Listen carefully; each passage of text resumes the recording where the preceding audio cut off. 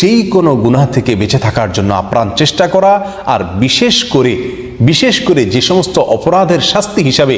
কবরে আল্লাহ সুবহানাহু ওয়া তাআলা আযাবের মুখোমুখি করবেন বলে নবী সাল্লাল্লাহু আলাইহি সাল্লামের হাদিস থেকে আমরা জানতে পারি, সেগুলোকে সুনির্দিষ্টভাবে সেগুলোকে বর্জন করে চলা, সে সমস্ত গুনাহ থেকে বেঁচে থাকার চেষ্টা করা, যেমন চুগলখড়ি করা, কোরআনকে পরিত্যাগ করা, মিথ্যা কথা বলা, সুদের কারবার করা, জেনার সাথে জড়িত থাকা, পেশাবের ব্যাপারে অসাবধানতা অবলম্বন করা, এই সবগুলো থেকে বেঁচে থাকার জন্য চেষ্টা করা। এটা হলো কবরের আযাব থেকে মুক্তি লাভের অন্যতম এবং প্রথম উপায়।